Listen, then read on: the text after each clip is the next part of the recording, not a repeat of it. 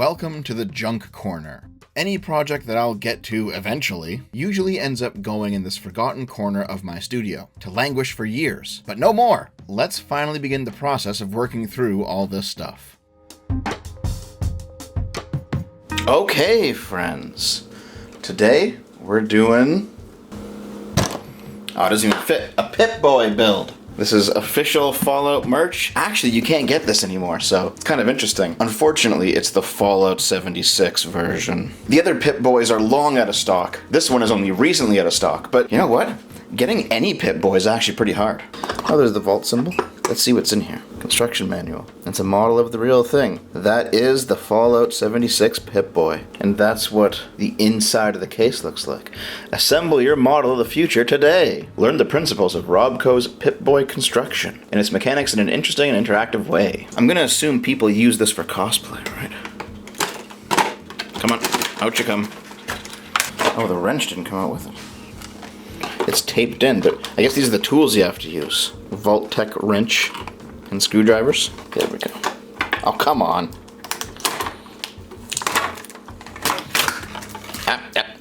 Well, it's all there. All the little knobs and things. All the pieces. Yep. You're literally just building a toy. Just plastic. Let's lift this out. Oh.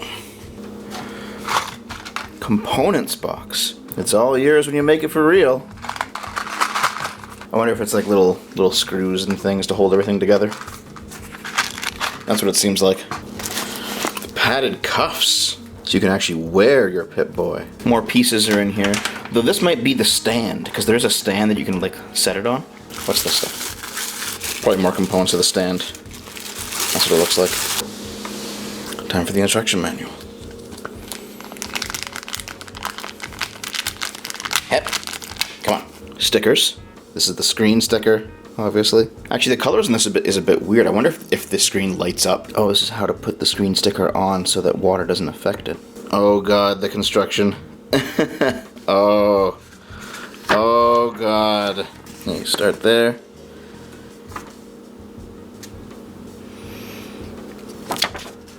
Man.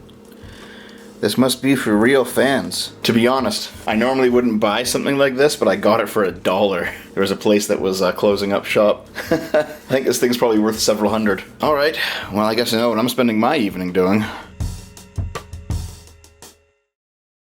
Hey there, Future Dev here, recording this in the far-off time of 2026. Fallout 76 might be the most recent Fallout game as of recording, but it's still pretty old, releasing back in 2018 to not great reviews. The Pip Boy model that I'm building in this video is the first run of Fallout 76's Pip Boy, made by the Wand Company, which is known for making high-quality detail replicas like this. Future runs of the Fallout 76 Pip Boy would be made of metal. Those ones run for around 700 American on eBay, even if they're already assembled, and presumably more if still in box. The one that I have is worth around 300 assembled. The reason for these prices is, the Wand Company no longer makes these things. The model I have was first released in 2019, and like past devs said, back in early 2022, there was a shop downtown that was closing and selling off all of its cosplay and replica stock for like $1 an item. I didn't start building this until sometime in 2023 though, mainly out of laziness. When actually building the Pip Boy, since having a camera on a tripod would be even worse for showing off what I'm doing than it usually is, this time I decided to attach a GoPro to my head in an attempt to make everything actually somewhat visible. This only partially worked, unfortunately. After laying everything out, the first order of business, according to the instructions anyway, is assembling the data cassette that sits inside of the Pip Boy. And well, I'll let past dev fill you in on what that was like. Oh my fucking god. I hate slot screwdrivers. Oh, don't worry, past dev. This is only the tip of the iceberg of your problems. Watching this footage back now, it's pretty clear that whatever head strap I was using for the GoPro wasn't angled quite right. It's aiming above where I'm actually looking. Whoops. But the next job is assembling the Pip Boy screen, which means applying the screen sticker before sealing it up. Oh yeah, it goes on the inside, so that when it bulges out. Right. So it has to go at... Jesus, it's a tight fit. Oh, the sticky side is the side with the ink. Let's hope I don't mess it up too bad. Oh, it's not great. It's kind of wrinkly. But it's mostly good. I mean, it's a flat piece going on a curved surface. I don't know how it's not supposed to be wrinkled. Watching me fumble around with these parts is kind of humbling, I'm not gonna lie. I really do look like a brainlet, don't I? But I do eventually manage to find the screws. Oh. This is what they are. And I probably screwed this up too.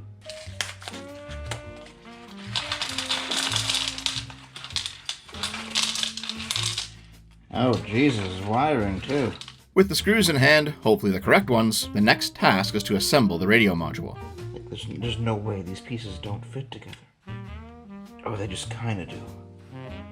They just kinda do.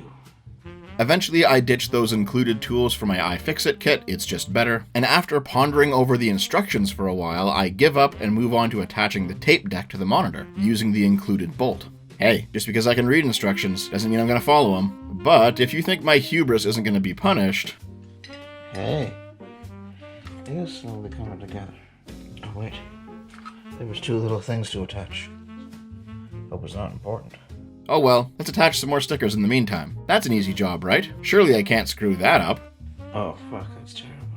After a bit more faffing about, it begins to look like I've lost an essential piece somehow. But no, I just didn't recognize it amongst the mess. What is this thing?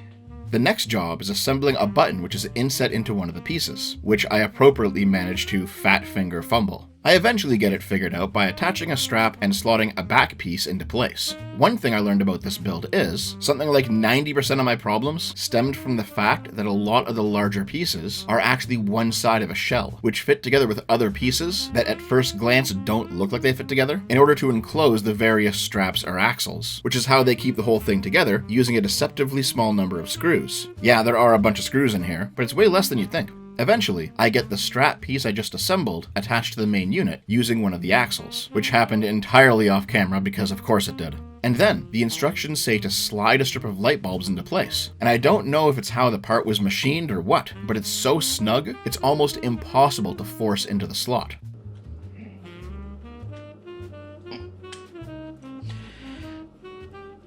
Oh, you don't want to go in. Oh my god.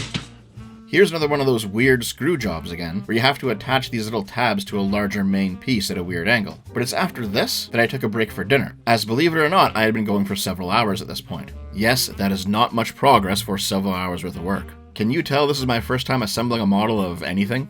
After coming back to the build, I attached a couple of these buckles to the back of the modules. They just so happened to fit properly after I walked away from it for a while, imagine that. The next job is to affix the Pip Boy placard to one of the modules. It comes with sticky tape already applied, so there's not much to screw up. And then I attached those buttons from before that I couldn't quite figure out. I did have to use tiny little pliers to set them into place. The button goes inside of the button housing, and the housing snaps into a notch inside the module. And these things are small. The associated springs that make the buttons bounce back when pressed kept popping out of place. It was a pretty tricky job for sure.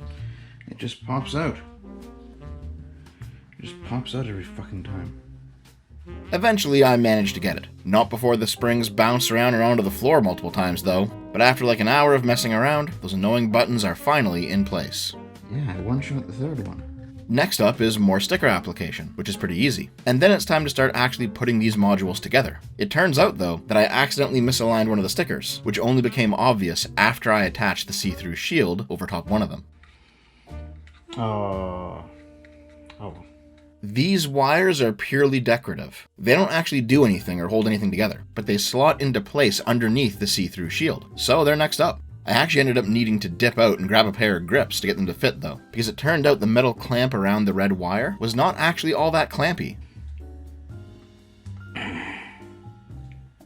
This isn't held. It won't stay.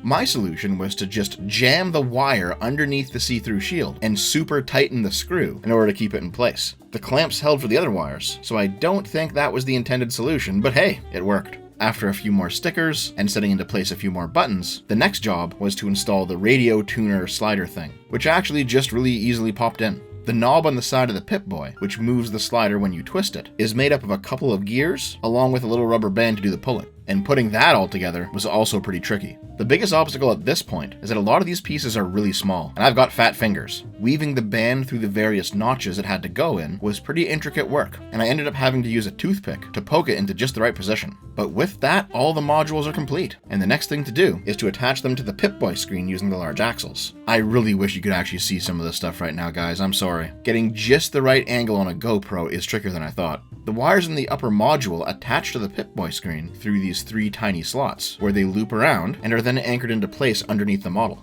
Feeding them in there once again required the use of the tiny pliers. And this is when I realized that I didn't actually install the anchor points. Those little clips were essential in the end. Fuck.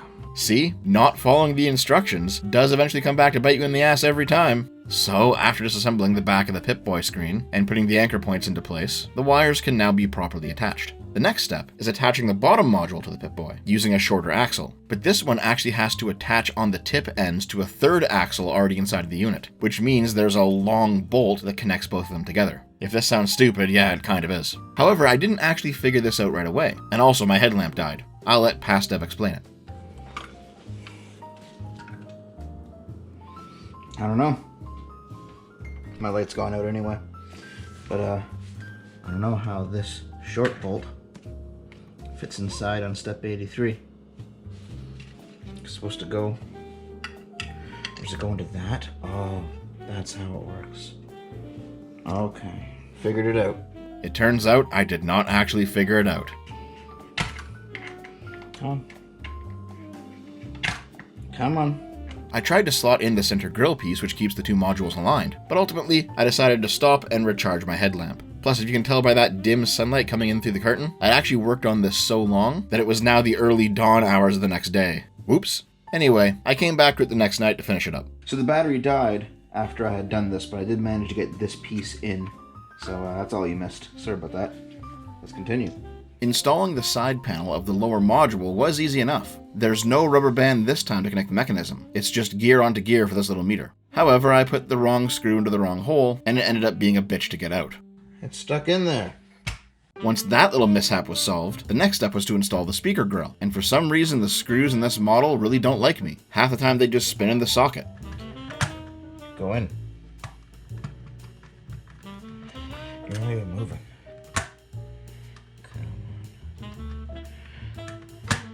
Come on. But eventually I got them to stay. This success was short-lived though. Are we out of screws? Yes, it turns out I had used some of the wrong size screws in various places. And in my defense, we're talking like the difference between a 5/16 and a 6/16.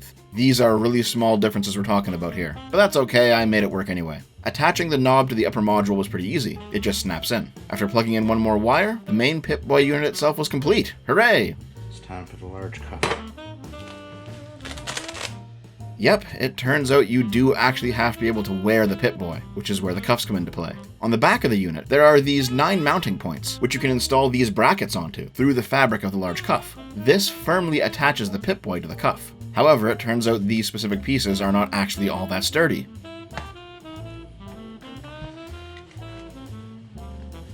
Oh my god, it just fucking broke.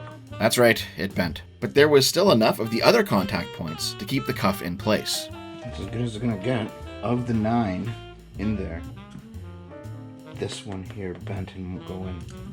This is pretty tricky. The smaller cuff has 2 attach points, these 2 gray brackets on the top and bottom of the side modules from earlier. These ones are actually attached using screws, but it's while I was setting that up that I discovered my fatal error. Oh my god, I put it on backwards. Velcro. Velcro.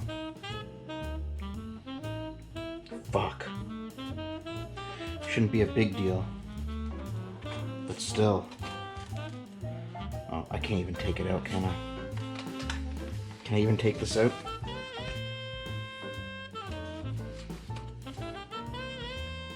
Nope, not without destroying it.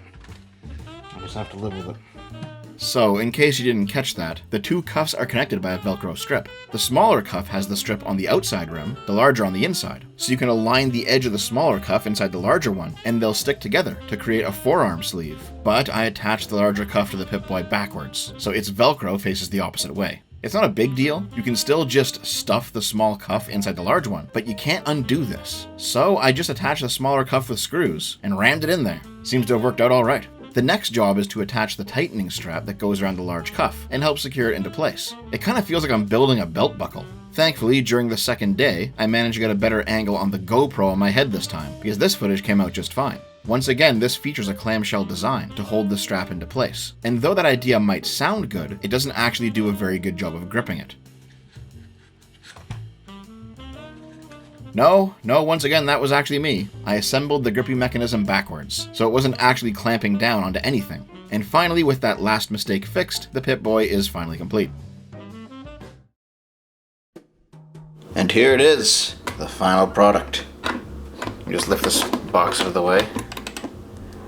Da da da da. Wrong game, but it's okay. This is it. It looks pretty snazzy, to be honest. I did make at least two major mistakes.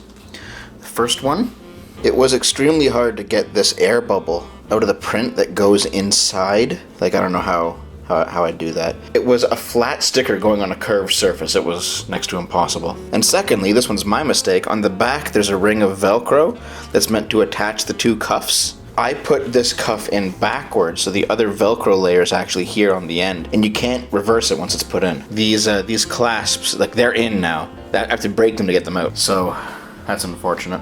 But you can still wear it if you wanted to cosplay. It's not a big deal. It still goes on.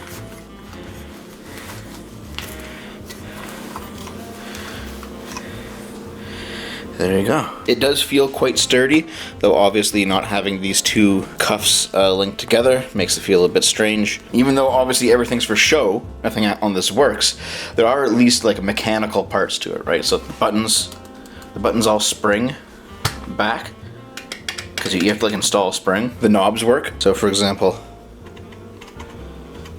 it works like a real knob.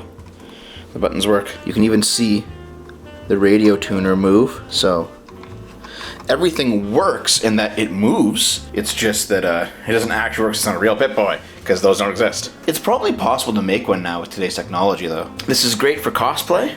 It's great if you just want something to like display in your game room or something. If you like making models of things, this is also pretty good. I'm not a model guy, so this is like my first time actually assembling a detailed model kit. Not sure if I'd do it again, but I enjoyed the experience of doing it here. Anyway, like I said at the start, you can't really get these anymore, so I probably just butchered one of the last one of these things in existence. Oh well. I don't intend to resell it, I am just a Fallout fan. Oh, here's a quick little bonus. While I've been editing this video, I've been drinking real-life Sunset Sarsaparilla from Fallout New Vegas. Yeah, Jones Soda did a run of this stuff due to it being featured in the second season of the Fallout TV show. It's not bad, but I'm not a huge fan of it personally. The case came with this Freshen Up postcard, which is kind of funny, and also has some drink mixing recipes on the back, as well as a bottle cap opener stashed away in this tiny linen bag. It's a sheriff's badge with magnets in the back, allowing you to stick it to your fridge if needed. Gonna be honest though, it's not actually a great bottle opener. Maybe it's because the design isn't a pop-off, but a twist-off, I don't know. Anyway, that brings us to the end of the video. Alright guys, I will see you next time. I love you.